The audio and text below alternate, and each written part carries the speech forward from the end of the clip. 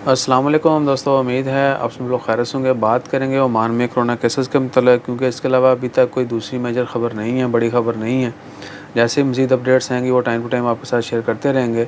3 फरवरी 2022 और दिन है जुमेरात का, वीकेंड भी है और ये भी कि कल जुमा की नमाज़ नहीं होगी और आज या कल में ही ख़बर आएगी कि आइंदा जो स्प्रिंग में ठीक है क्या कवानीन है, स्पेशली जुमा की नमाज़ के हवाले से और ऑफिस में अटेंडेंस के हवाले से।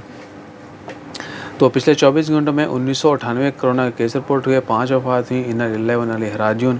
जबकि पिछले 24 घंटों में रिकवरीज़ की तादाद भी 1636 है और ओमान में हॉस्पिटल्स के अंदर जो मरीज़ों की तादाद है, जो कोविड के मरीज़ हैं, उनकी टोटल तादाद 345 है और 100 मज़ीद नए मरीज़ों को हॉस्पिटल एडमिट किया गया है पिछले 24 घंटों के दौरान। जबकि आईसीयू में मरीज़ों की तादाद 56 है।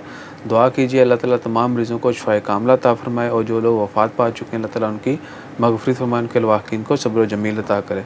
तो एक बार फिर रिपीट करते हैं, जुमा की नमाज़ कल नहीं होगी मसाजिद के अंदर और जैसे ही स्प्रिंग में आइंदा रूल जो हैं वो अनाउंस किए जाते हैं, क्योंकि 5 तारीख तक का कहा गया था। आज 3 है, कल जुमा 4, परसों हफ्ता तक जो हैं ये रूल अप्लाई किए गए थे। यानी ऑफिस में जो है आपकी अटेंडेंस वो 50% रहेगी और जुमा की नमाज़ जो है वो पिछले जुमा भी नहीं हुई और ये जुमा भी नहीं होगी।